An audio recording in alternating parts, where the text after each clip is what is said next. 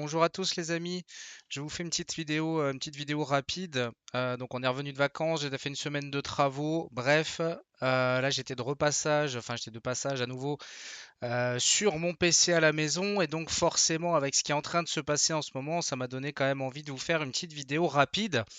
Donc là, on se retrouve avec un Bitcoin à plus 17% et à 24 000 dollars. Bon, en soi, rien d'extraordinaire, si ce n'est bien forcément en tenant compte du contexte actuel.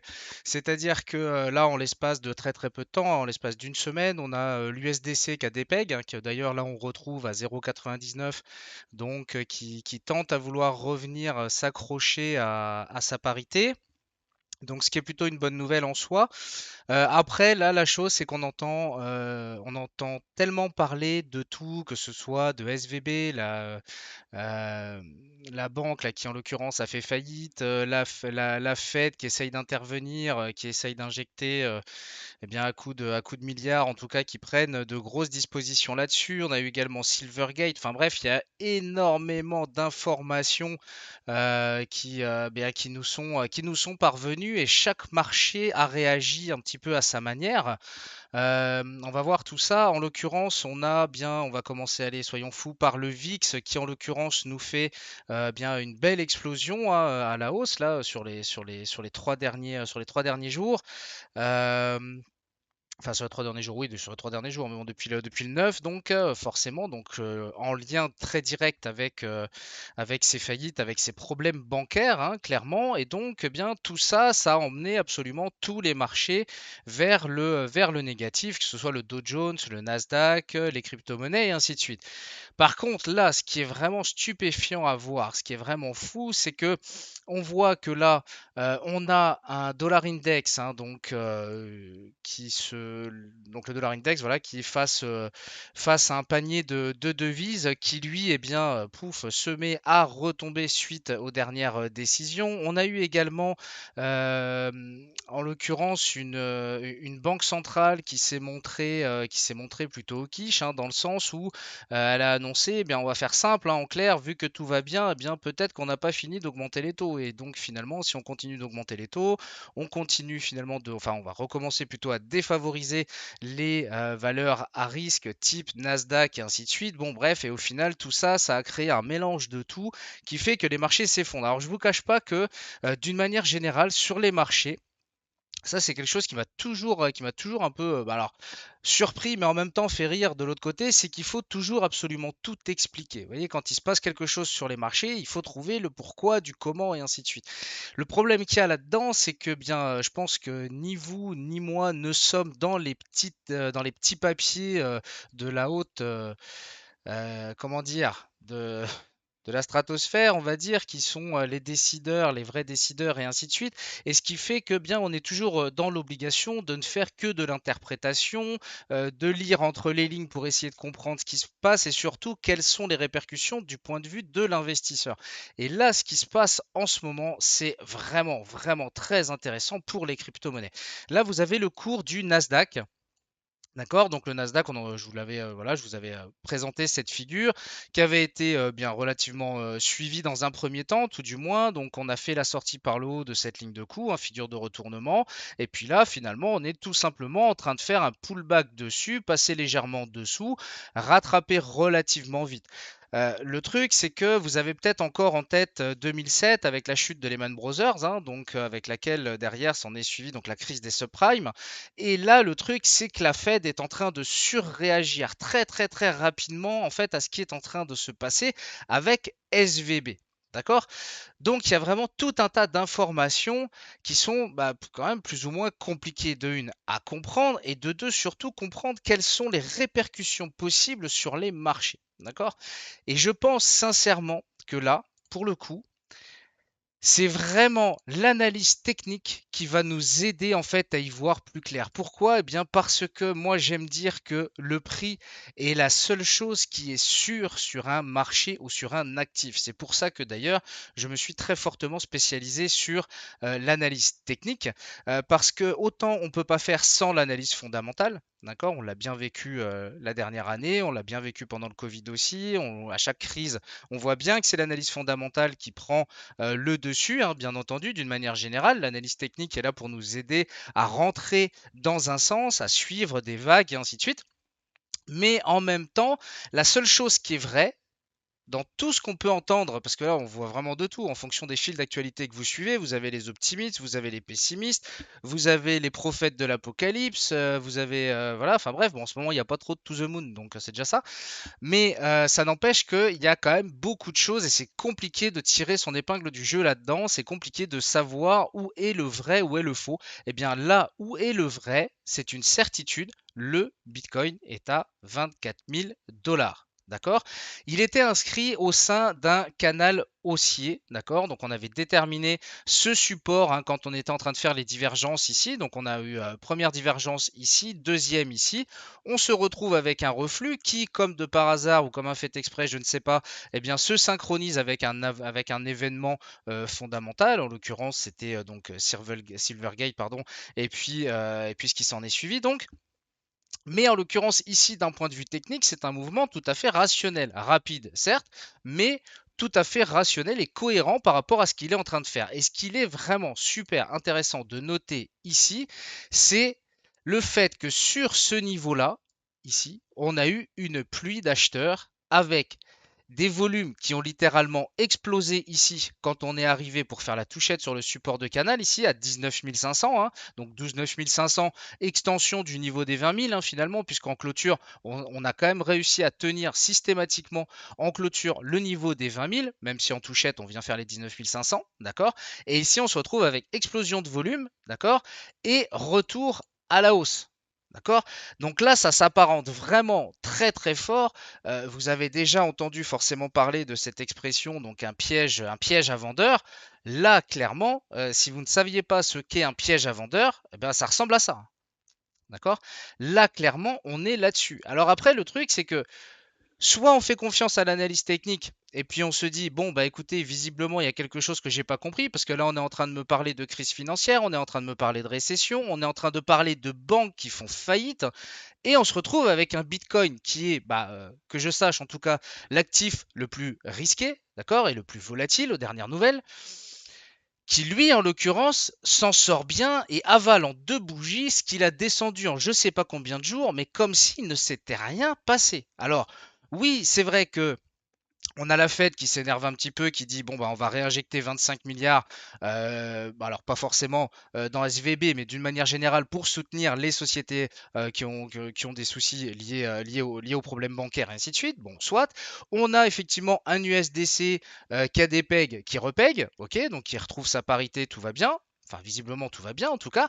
Mais ce qu'on peut constater, c'est qu'au niveau des marchés traditionnels, la réponse, elle n'est pas du tout aussi évidente. Là, ce que vous avez sous les yeux, c'est le Nasdaq, d'accord? Donc actif risqué, d'accord, hein, c'est le plus, on va dire que c'est le plus à risque, hein, sur les valeurs technologiques, c'est le plus à risque sur le marché traditionnel. Eh bien, oui, ok, il n'a pas continué de chuter ligne droite, mais il s'est juste uniquement stabilisé sous les 12 000. Et on n'a même pas encore repris le niveau des 12 000. Vous voyez ce que je veux dire? Donc là, ici, il y a vraiment gros à se poser. Et moi, finalement, parce que, ben, évidemment, je vais me jouer, en fait, un petit peu au... Enfin, je vais me jouer. Je vais me plier, on va dire, un petit peu à essayer de deviner le pourquoi du comment, même si finalement, je préfère l'analyse technique parce que je trouve ça plus clair. Bah, moi, j'ai envie de me dire qu'ici, le problème, il est bancaire. Pour moi, le problème qu'il y a ici, c'est soit des problèmes de gestion, soit des problèmes de bénéfices sur des sociétés bancaires. D'accord? Donc sur des institutions centralisées. Alors, est-ce que ici on pourrait pas y voir finalement un gros côté, comment on dit, préservateur peut-être, avec le Bitcoin. Surtout que dernièrement, on a quand même Jérôme Powell hein, qui a décidé de taper sur les cryptos et qui nous dit clairement que autant il va pouvoir s'attaquer à peu près à tous les projets crypto, sauf le Bitcoin. C'est-à-dire qu'il reconnaît lui-même que bah, ce sera très compliqué en fait de venir classifier le Bitcoin. C'est quand même quand Jérôme Powell dit ça, c'est pas rien, c'est pas rien du tout. Et là finalement, on est quoi? Bien, on est tout simplement face à des failles de nos institutions bancaires, d'accord? Et qu'est-ce qui se passe? On a une très forte réaction du Bitcoin. Moi, je me dis que personnellement, je suis très serein grâce à mon portefeuille en crypto. D'accord? Et qui d'ailleurs, au passage, entre parenthèses, quand va venir le moment de recharger de la crypto, c'est-à-dire que pour ma part, ça va revenir à peu près à partir de mi-mai, je sais que je vais avoir quand même tendance à recharger peut-être un petit peu plus de Bitcoin que ce que je ne le faisais avant, justement pour m'adapter un petit peu à ce qui a été dit dernièrement. Alors ça ne veut pas du tout dire que je vais lâcher des projets comme par exemple Polygon. Matic qui lui pendant cette descente, pareil, est venu respecter au point près son support de canal haussier de long terme, hein, en données logarithmiques. On vient ici se rappuyer sur ce support. D'un point de vue technique ici, c'est propre, c'est nickel. Si les cryptos repartent, eh bien, on rembarque la tendance haussière sur le Matic. Je dis juste que forcément, donc là, on est repassé, je crois que j'ai vu tout à l'heure, on est repassé à plus de 42% de dominance. Voilà, on est revenu à 42,39% de dominance, c'est-à-dire à peu près ce qui était le cas début 2022, oui, c'est ça, début 2022. Euh, mais ici, on arrive à y trouver quelques raisons fondamentales. D'accord? Et là, en l'occurrence, ce piège-là, moi, j'ai envie de dire, tant pis, je me mouille, je me risque. Mais moi, ici, la première clôture au-dessus des 24 500 dollars ici, surtout qu'on a, je rappelle quand même, on a quand même le dollar qui, en l'occurrence, en pâtit. Bah, pourquoi? Parce que les 25 millions, les 25 milliards que la Banque centrale, dont la Banque centrale nous parle, que Jérôme Powell, en l'occurrence, a l'intention de manipuler pour venir un petit peu à la rescousse de tout ça, bah, très de fortes chances pour qu'on les imprime finalement. Donc, qu'est-ce qu'on fait? Eh bien, on vient taper un peu sur le dollar. C'est logique, hein. C'est-à-dire que là, en une semaine, on a eu une espèce d'inversion de mindset de leur côté. En tout cas, là, ils sont en train de se faire peur, je pense. Donc, bah voilà. Donc, on se retrouve avec un dollar qui baisse. On se retrouve avec des sociétés bancaires, donc centralisées, qui sont un petit peu dans la panade et qui finalement nous font presque oublier Silvergate et puis les problèmes qui tournent autour de la crypto en se disant bah ouais mais en attendant ça peut pas arriver au Bitcoin. Le Bitcoin lui il peut pas faire faillite. C'est pas possible. Donc bien entendu si demain tout le monde, c'est toujours le même principe, si demain tout le monde venait vendre ses bitcoins au même moment, d'accord, parce que finalement c'est toujours un petit peu ce qui se passe également avec les banques, hein, finalement la banque là en l'occurrence, SVB c'est plus un vent de panique qu'autre chose, hein, d'accord. C'est logique, hein, comme le Crédit Lyonnais à une époque, tout le monde vient pour retirer son argent, c'est pas possible, ça marche pas. Donc sur le Bitcoin, ça aurait quoi comme impact? Bon bah il y aurait pas de faillite forcément, parce que bah, c'est décentralisé, ça peut pas faire faillite. Par contre, effectivement, ça ferait fortement baisser le prix. Mais pourquoi ici se venir chercher à se détacher, eh bien finalement de la seule valeur qui là pour le coup prend son sens en tant que valeur refuge et en tant que transport de valeur dans le temps, hein, parce que c'est à ça que servent aussi les crypto-monnaies et donc principalement le Bitcoin, moi je trouve ça assez cohérent en fait. Je trouve ça très cohérent ce qui est en train de se passer sur le Bitcoin. En plus, ici, comme je vous disais, d'un point de vue technique, donc bon, dans ce canal haussier, très bien, on vient faire le support, on rebondit fortement, on a du volume. En plus, ici, quand on est venu faire la touchette, on a la euro ici qui est passé juste en dessous de sa zone de survente, d'accord, qui est revenu au niveau du point bas, là, au niveau de novembre novembre 2022, d'accord? Donc ici, on est en divergence haussière cachée, hein, à peine limite, on va dire, voilà.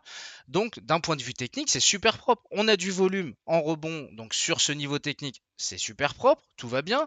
Encore une autre chose, c'est que bien ici, si on prend le retracement Fibo, le dernier retracement Fibo, donc qu'on peut tracer, qu'est-ce qu'on a fait? Eh bien, on est venu faire tout simplement les 0,5, on a flirté avec les 0,618.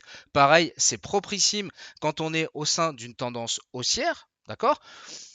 Jusque-là, pour moi, c'est très clair. C'est très clair que le Bitcoin prend un ascendant sur cette situation de marché. Attention, hein, ça peut changer la semaine prochaine. On a vu la semaine dernière la vitesse à laquelle les informations peuvent faire changer le marché. Mais toujours est-il que là, sur les informations en cours, bah, visiblement, on a quand même beaucoup plus de personnes qui sont convaincues que le Bitcoin va servir de valeur refuge et ils se sentent plutôt sereins puisqu'on crée un mouvement acheteur sur un actif à risque dans un moment comme celui-là. Je ne sais pas ce que vous en pensez, dites-le moi dans les commentaires, hein, n'hésitez pas. Mais moi, je trouve ça beau à voir et je suis vraiment content de partager ça avec vous parce que ça reste un phénomène rarissime, je trouve. Bah, voir l'actif dit le plus à risque qui fait ça pendant que les autres marchés eh bien, ont du mal à tenir leur niveau, euh, et qui là clairement sont en train d'un peu lâcher prise. En tout cas, toujours est-il qu'ils sont perdus, hein, même si pour l'instant, tant qu'on se maintient par exemple sur le Nasdaq au-dessus des 11 500, j'ai envie de dire, on est toujours dans cette reprise de tendance haussière, mais il va pas falloir que la Fed s'excite à augmenter à coup de 0,5 ses taux et ainsi de suite, par exemple, hein, d'accord? Ça, c'est certain.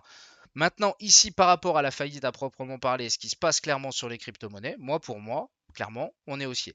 Donc maintenant, eh bien, qu'est-ce qui pourrait finir devenir validé? Et là, je pense qu'on pourrait passer dans des mouvements relativement explosifs à la suite de ça. C'est que ce qu'on va attendre, en fait, c'est tout simplement la clôture, pardon, au-dessus de 24 500, d'accord?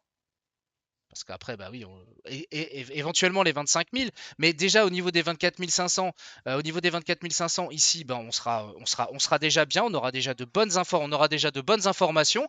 Donc, ce qui veut dire que à partir du moment où on remonte et puis on a le flux acheteur, on a également du volume, surtout qui suit cette cassure.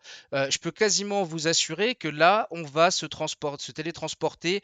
On peut aller très très vite, venir exploser les résistances là, du canal pour venir chercher pardon, ce niveau des 30 000 dont je vous ai parlé en tout début d'année. Je pense que là, c'est un petit peu vers ça qu'on se dirige. Alors après, bien entendu, on peut très bien ne pas exclure comment dire, le scénario inverse, donc où les 24 000 tiennent, mais même si les 24 000 tiennent ici, qu'on n'arrive pas à passer au-dessus, je pense que ce sera, malgré les conditions enfin, avec les conditions de marché qu'on a en ce moment, ce sera compliqué en fait de venir vraiment valider la chute sous les 20 000. En tout cas, pour l'instant, d'un point de vue technique, il n'y a rien du tout qui nous dit vendez, au contraire. Au contraire. Ici, on a une très belle figure une très belle figure de retournement, pardon, je vais y arriver, avec les 4 dernières bougies qu'on a eues. On a du volume, on a des niveaux techniques respectés.